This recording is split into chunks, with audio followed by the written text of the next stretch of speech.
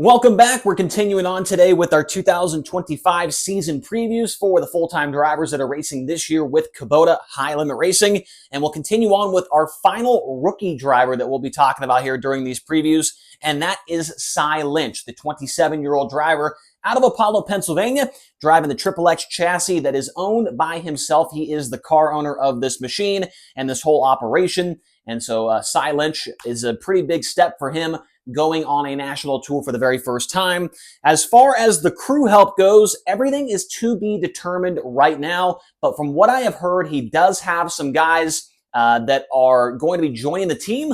It's just right now he's trying to keep that kind of on the down low as things are getting moved around from some different guys and whatnot from different teams. And so going to keep that on the DL right now for Sye Lynch. But it does sound like he will have plenty of crew help going into the first race at Las Vegas. Now, going into the middle portion of the board, which for me, I feel like this is my favorite part of these videos, is seeing the tracks that these guys have been to and have not been to before.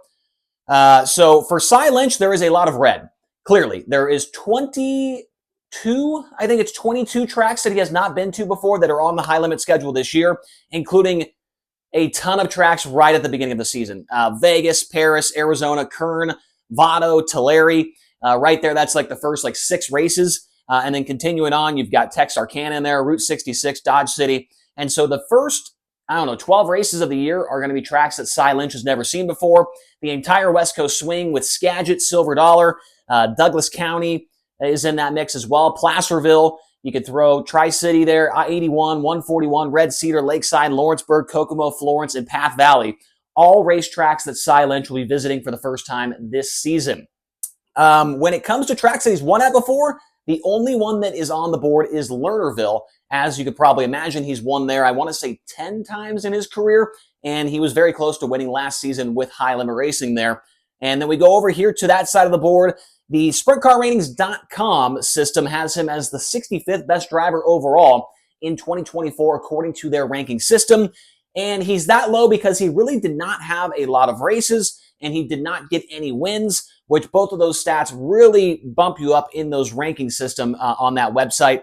For Sye Lynch, 65th overall. I expect that to be much higher going into after the 2025 season. Now, last year, his best 2024 stat, he had 2 second-place runs with High Limit Racing last year, and he led laps in 2 different features. He led laps at the Lucas Oil race, and he led laps at one of the races during the Commonwealth Clash. The 2 seconds came both nights at the Commonwealth Clash in back-to-back fashion. Now, I mentioned that he did not have very many races last year. Overall, he only had 43 410 starts last season.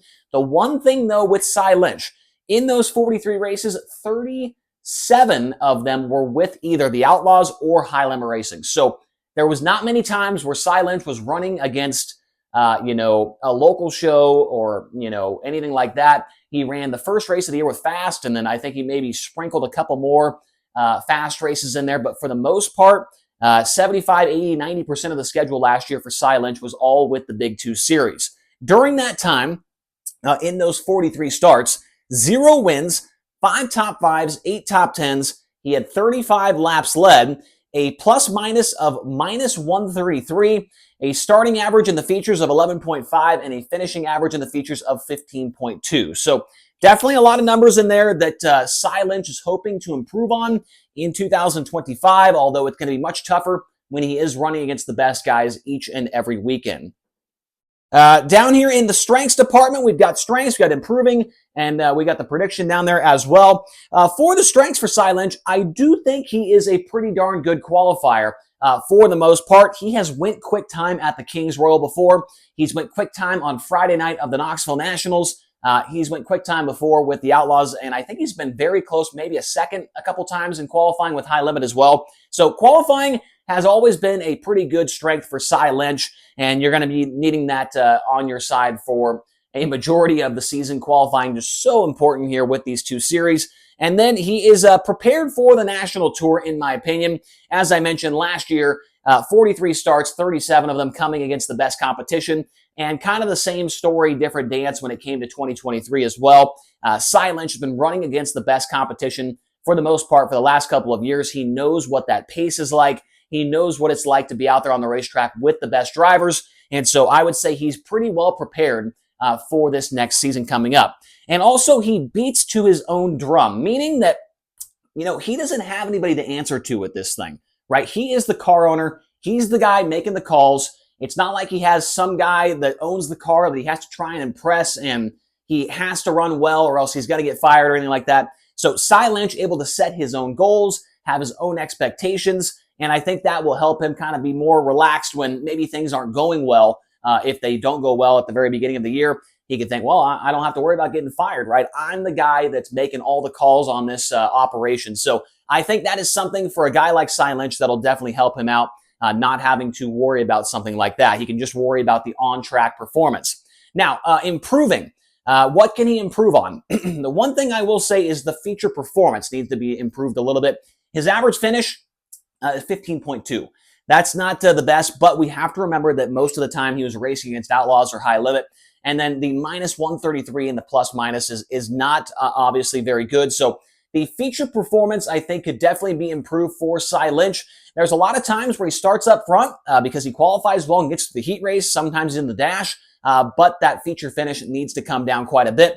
And also, he's going to be needing to improve on adaptability and building that notebook with all of the new racetracks that he is going to.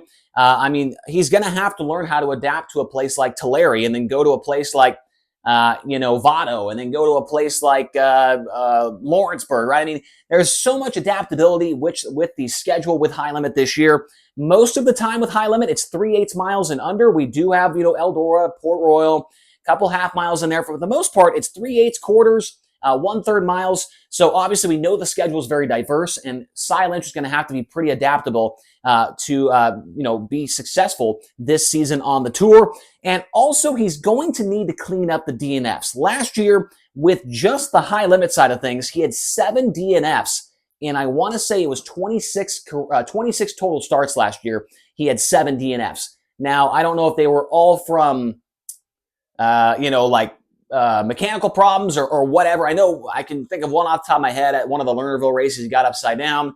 Hopefully he can improve on the DNFs because that is definitely going to hurt him quite a bit in the point standings if he does not. So 7 DNFs, got to be able to turn those into 15th or 13th place runs. If you're running bad, don't wreck out, don't pull off, that type of thing. So I think Sye Lynch, if he cleans up the DNFs, that'll definitely help him when it comes to the season-ending point standings. Now, speaking of that, we'll go over to the prediction side of things as well. And for me, I think he's going to be somewhere between 12th to 14th, maybe 10th or 11th to 14th. But it's just super hard. I've mentioned that before with the rookies. Do not know what to expect from any of them. But I do think that Sye Lynch, somewhere between 10th to 14th or 12th to 14th, so the second half of the roster, I think will be back there at the end of the year. 10 to 12 top 10s, I think is pretty low. And like I said in the previous videos, I am shooting low on most of these predictions because last year I kind of made myself look stupid. And so this year we're going to go with 10 to 12 top 10s for Sye Lynch. Wouldn't be surprised if that's 15 to 20 by the end of the year. And then I think he will be in contention for wins, especially at Lernerville. We saw him finish second both the times last year. So Lernerville, and I think Lucas Oil will be another place that Sye Lynch definitely is in contention to maybe grab that first ever national touring win. So let me know what you guys think about Sye Lynch.